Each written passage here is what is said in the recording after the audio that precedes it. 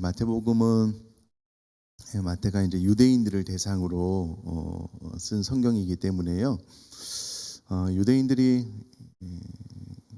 좀 완고하고 좀 잘 변화가 되지 않기 때문에 어떻게 하면 효과적으로 예수님의 사건을 그들에게 잘 설명하고 전달을 해서 잘못된 길로 가는 그들을 돌이킬 수 있을까? 아마 이 성경을 쓰면서 성령의 감동으로 기록을 하면서 고민을 많이 했을 것 같아요. 그래서 오늘 이 마태복음이 기록되는 이 스토리를 쭉 보면은요, 우리가 월요일 날에는 베드로의 실패를 통한 교훈, 어제는 가룟 유다의 실패를 통한 교훈을 받았다면 오늘 또 본디오 빌라도가 어떤 잘못을 했는지 많은 구절을 할애해서 기록을 하고 있습니다. 고난 주간에 예수님의 십자가에 대해서 좀 더 많이 묵상하고 싶은 생각이 있으시잖아요. 저도 그렇습니다. 이제 내일 모레 본문은 그런데 일단은 이 본문을 따라서 마태가 유대인들에게 전하려고 하는 메시지에 오늘까지 좀 잘 집중해서 들으셨으면 좋겠고요. 어제 저는 기도하는 가운데 어제도 그렇고 오늘도 그렇고 좀 이렇게 하나님께서 우리 모두에게 지혜 주시기를 많이 기도하게 되더라고요. 오늘 본문도 하나님께서 주시는 지혜가 있어야지만 사려 깊음, 신중함이 생겨서 이 말씀을 듣고 이해해도 실천하기가 정말 어렵거든요. 말씀을 들으면서도 하나님의 지혜가 임할 수 있기를 기도하는 마음으로 좀 잘 경청해 주시면 감사하겠습니다. 오늘 본문의 스토리는 우리가 신앙생활을 조금만 하신 분들은 이제 읽으면 금방 아셔요. 잘 아시는 대로 대제사장들과 장로들이 예수님의 무죄를 증명하기 위해서 여러 가지 말과 변론으로 예수님의 죄에 있다라는 것을 증명하기 위해서 많은 말을 하고 있는데 신기하게도 예수님은 아무 대답도 하지 않으시는 거예요. 통상적으로 이 빌라도가 이 소송건으로 이 양측이 주장하는 내용을 많이 들었을 텐데 이쪽에서 주장을 하면 그 모든 주장에 대해서 반론을 제기하잖아요. 그것은 사실이 아니라고. 근데 이쪽에서는 막 한도 끝도 없이 예수님의 잘못에 대해서 주장을 하는데 예수님은 침묵하고 계시는 거예요. 이게 전혀 통상적이지 않고 상식적이지 않은 일이 빌라도 총독 앞에서 지금 벌어지고 있는 거지요. 그래서 14절에 보니까 한마디도 대답하지 아니하시니 총독이 크게 놀라워하더라 라고 기록을 하고 있습니다. 이게 흔하지 않은 상식적이지 않은 일인 거예요. 이 많은 이야기에 대해서 예수님께서 변론하지 않으면 그것을 다 인정하는 거잖아요.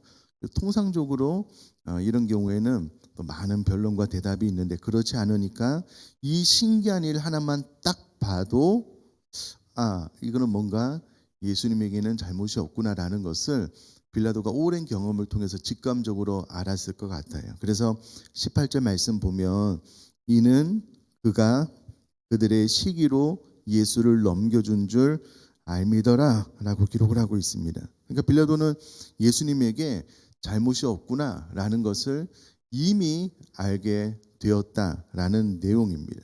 그래서 15절 이하 23절까지는요. 빌라도가 예수님의 석방을 위해서 나름대로 최선을 다해서 노력을 하고 있는 장면이 나옵니다. 19절 말씀은 이게 하나 탁 빼도 이상이 없는데요. 마태가 19절 말씀을 탁 하나 기록한 것을 통해서 재판이 진행되는 과정 가운데 하나가 좀 삽입이 되어서 어떻게든 빌라도가 바른 선택을 할 수 있도록 하나님도 또 섭리 안에서 도왔다라는 느낌을 저는 받습니다. 19절에는 총독이 재판석에 앉았을 때에 그의 아내가 사람을 보내어서 이렇게 이야기를 하는 거죠. 저 옳은 사람에게 아무 상관도 하지 마옵소서. 옳은 사람이라는 말은요, 하나님과 인간의 법을 지키는 이라는 뜻이고요. 아무 상관도 하지 말라라는 말은 정죄하지 말고 석방하시면 좋겠습니다라는 내용입니다. 어찌되었건 재판이 진행되는 가운데 그것도 빌라도가 예수님을 놓아주려고 노력하는 가운데 플러스 아내가 보낸 사람을 통해서 다시 한번 예수님의 죄 없음을 그리고 어떻게든 예수님을 석방해야 되겠다라는 생각을 빌라도가 가졌을 것 같습니다. 그런데 이 빌라도가 아무리 노력을 해봐도 대제사장들과 장로들 무리들의 마음이 빌라도의 마음과 같지 않은 거예요. 오히려 종교 지도자들이 회중을 충돌해서 바라바를 놓아주라고 하고 예수님을 십자가에 못 박으라라고 외치는 일이 발생하게 됩니다. 또 한 번 더 예수님의 죄 없음이 이제 증명되는 대목이 23절인데요. 빌라도가 이르되 어찌미냐 무슨 악한 일을 하였느냐라고 예수님에게서 나는 어떠한 죄도 찾지 못했다라고 한 번 더 예수님의 무죄함에 대해서 오늘 본문이 이야기를 해주고 있습니다. 그런데 그것과 상관없이 회중들은 다시 한번 소리 질러서 십자가에 못 박혀야 하겠다라고 큰 소리로 외치고 있습니다. 빌라도가 가만히 보니까 자신의 노력이 먹히지 않는 거예요. 뿐만 아니라 24절에 이렇게 해서 해결된 문제가 아니구나라는 것을 빌라도가 알았을 것 같아요. 아무 성과도 없이 하나도 도리어 밀란이 나려는 것을 보고 이제 유대 총독으로 빌라도가 이제 임명을 받았기 때문에요. 이 지역을 잘 다스려야 되는데 밀란이 일어나서 이 다스리는 지역에 문제가 생겼다라는 것이 이제 로마 정부로 올라가면 본인에게도 이제 불이익이 닥쳐올 것이기 때문에 밀란이 나려는 것을 보고 그가 어떤 행동을 하냐면 물을 가져다가 무리 앞에서 손을 씻으며 이르되 이 사람의 피에 대하여 나는 무죄하다. 너희가 당하라라고 이야기를 합니다. 빌라도 입장에서는 죄 없는 자를 이제 십자가에 못 박혀 죽게 내어 줘야 될 판이니 그가 스스로 손을 씻으면서 나는 최선을 다했다, 죄가 없다라고 나름대로의 행동을 결정을 하고요. 저는 개인적으로 성경 전체 가운데 가장 무지한 대답이 25절인 것 같아요. 백성이 다 대답하여 이르되 그 피를 우리와 우리 자손에게 돌릴지어다 하거늘. 너무나도 안타깝죠. 예수님의 십자가에 못 박으면서 그 피를 우리와 우리 자손에게 돌릴지어라고 하니 그 후손들이 얼마나 비참한 삶을 살겠습니까? 어찌되었건 이에 바라바는 그들에게 놓아주고 예수는 채찍질하고 십자가에 못 박히게 넘겨주었다라는 것이 스토리입니다. 자, 그러면 이것을 우리들의 삶 가운데 적용해서 이게 어떻게 작동되는지, 이게 우리들의 삶 가운데 어떻게 적용이 되어서 교훈을 받을 수 있는지를 이 사건과 내 삶이 어떻게 작동되는지를 이해를 하면은요, 이 본문이 우리에게 전해주려고 하는 메시지가 정확해요. 분명해집니다. 정리를 해보면 빌라도는요, 예수님께서 죄가 없다라는 것을 아셨어요. 그리고 빌라도가 최선을 다해서 예수님을 놓아주려고 노력했습니다. 그 사이에 아내가 보는 사람을 통해서 한 번 더 예수님의 죄 없음을 확인하게 되고 나의 이런 시도가 옳은 거구나, 계속해서 좀 잘해야 되겠구나라고 생각을 했을 텐데 그의 노력과 상관없이 아무 성과도 나타나지 않은 거예요. 그리고 나서 갈등 상황이 발생을 하는 거예요.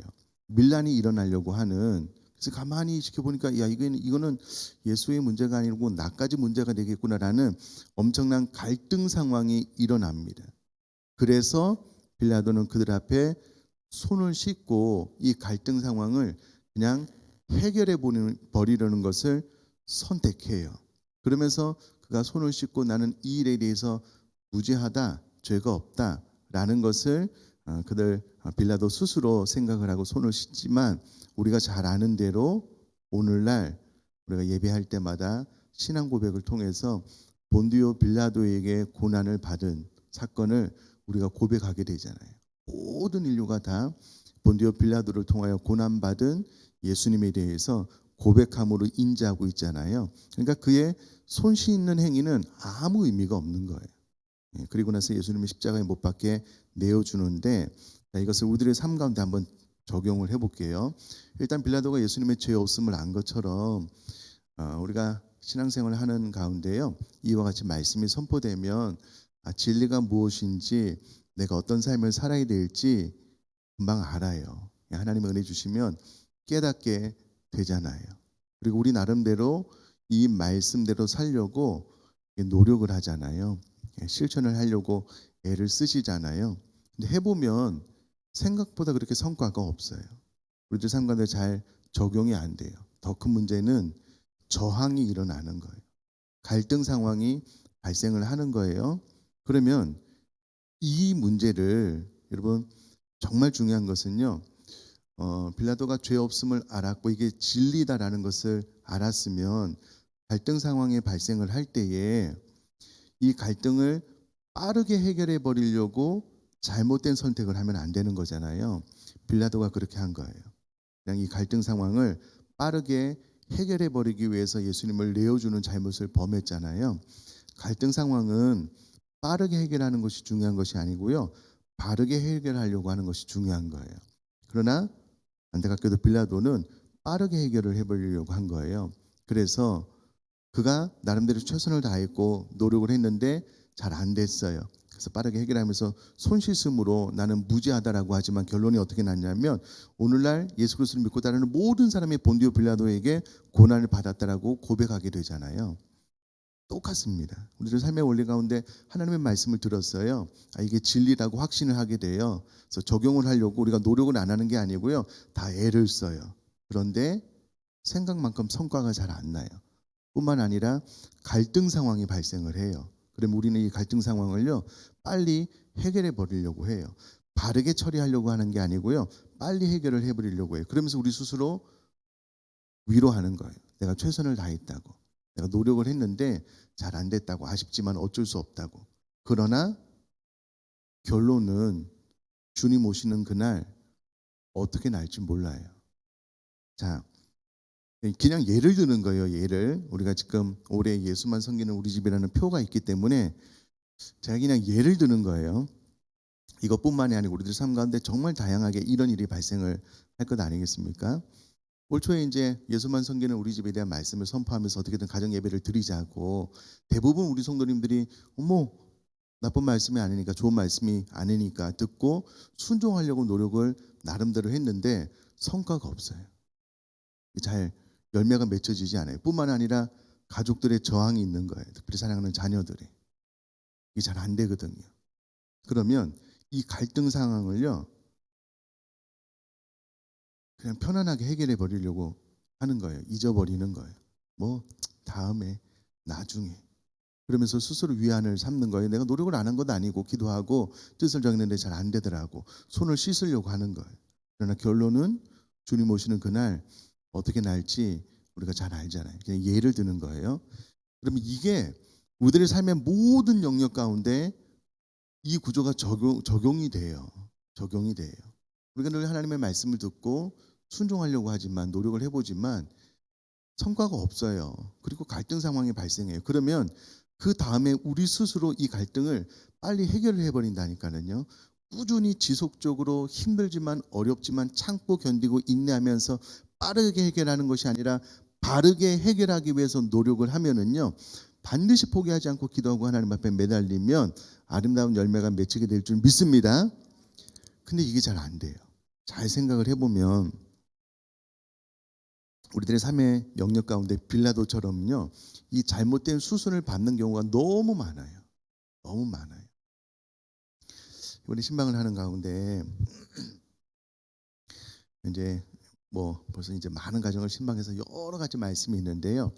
특별히 제 마음속에 이렇게 새겨지는 말씀이 있어요. 나도 이 말씀대로 좀 꼭 살아야 되겠다라고 한 것 중에 하나가 뭐냐면 여호수아가 가나안 정복을 위해서 나아가는데요. 기브온 족속이 오랜 여행을 한 것처럼 속이고 여호수아에게 찾아와요. 여호수아와 백성의 장로들이 보기에 이거는 완전히 뭐 부인할 수 없을 정도로 오랜 여행을 하고 온 증거가 있어요. 음식에 막 곰팡이가 다 나고요. 그래서 화친하자는 말에 화친 계약을 맺습니다. 알고 보니까 아닌 거예요. 속은 거예요.